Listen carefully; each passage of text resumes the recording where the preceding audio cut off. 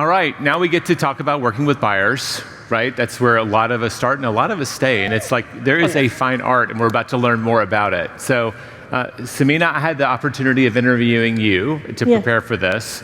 You've been in the business for, is it 21 years? 21 years, yes. And that whole time, you've been a lead agent on big teams, correct? Yes.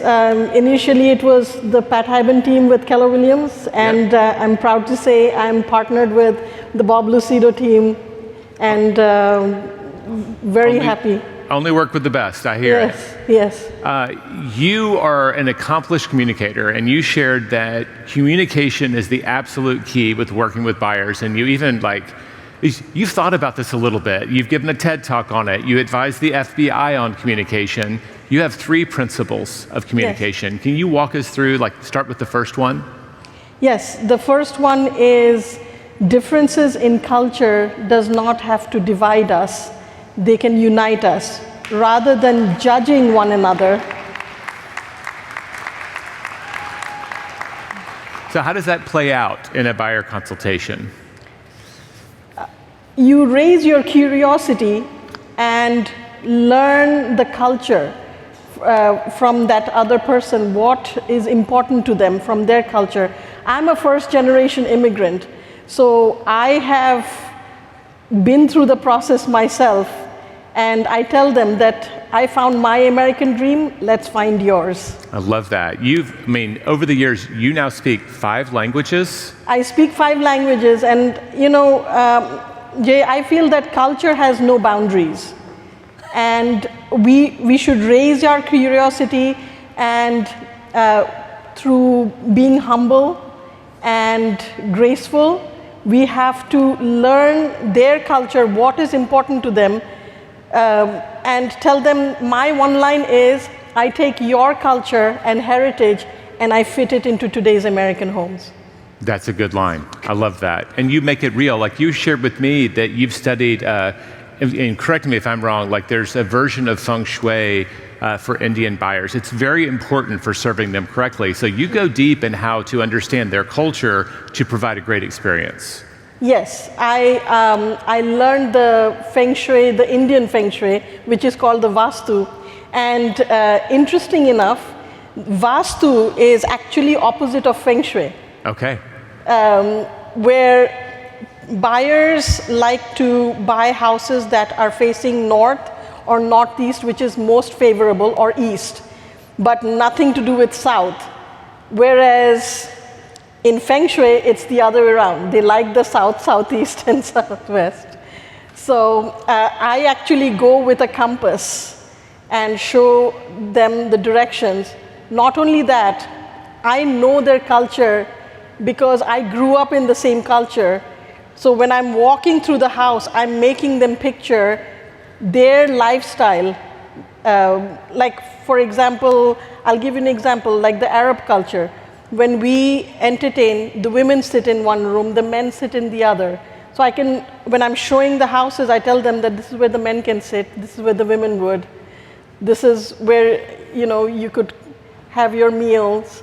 So what Phil was saying this morning, it's not once upon a time, it's imagine, right? Yes. You're getting them to see themselves making the move in that home. Yes. I love that. And I feel that one should not have to sacrifice their culture and heritage just because they uprooted themselves from one country to another. Love that. The second principle is about listening, right? So we heard a little bit about that. How do you use that as a tool? How do we do better at that?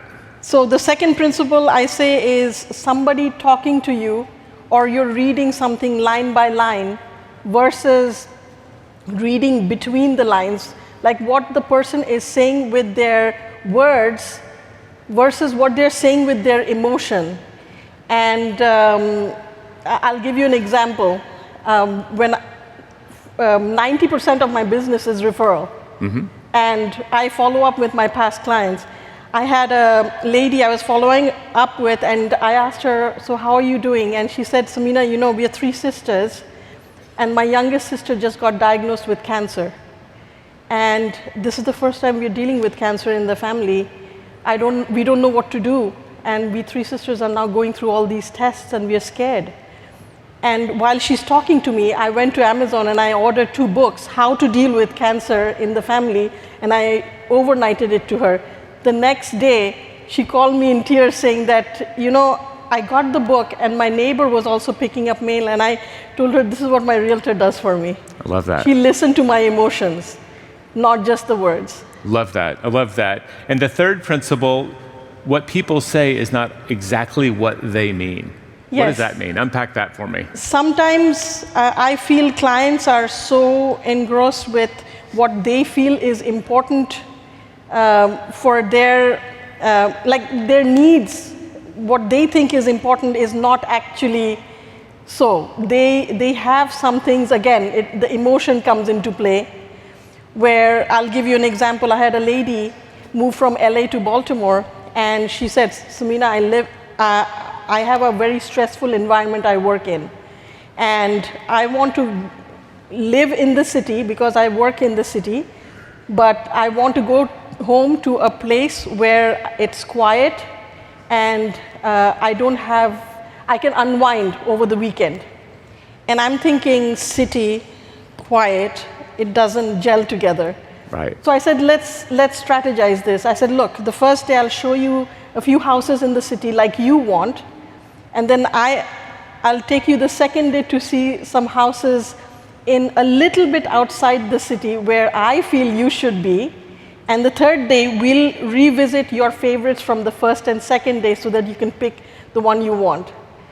And sure enough, she picked one which I showed her, and she was happy that I listened to her needs rather than what she was telling me. Love that. All right. What did we not ask you about communication that we really should unpack before we move? Jay, when people ask me what do, I tell them I'm a global real estate advisor. This year, you've closed 6 referrals from KW Worldwide, right? I sent referrals to Bangladesh, Dubai, London, and just closed on a house in Lisbon, Portugal. And sent 6 referrals to different states in the US. Again, I hope you use our friend at Lisboa Pride. I don't know. Again, coming from the aspect that I'm a first-generation immigrant, I first realized that I needed an agent back in Bangladesh, where I'm originally from, because I have some inheritance property that needed managed, bought, and sold. And then I realized my niche community had the same problem. And then I realized, okay, where do I have family in this world? I have family in London. I had a friend who wanted to buy a house in Lisbon because she said that she researched it's a good place to retire. And I have family in Dubai, India, Bangladesh. My mom's from India, dad's from Bangladesh. So I have family all those places. I literally visited all those countries and formed a relationship with an agent, to the point that this spring I went to Japan with my daughter, and I met up with a KW agent in Tokyo, and lo and behold, I did a video and posted it on Facebook, and one Japanese friend in USA told me, can you connect me with her because I need to sell a property in Osaka. It's unbelievable. You make the real estate world so big. I love it. You're working the biggest network in the world, too, so thank you for that. Thank you. No, don't do that. Don't do that. So I'm from Springfield, Missouri. No. Oh. You got some fans. Look. I mean, how amazing is she? That's incredible. Well done. Thank you. Fantastic. Thank you. Thank you both. Thank you. Nice guys.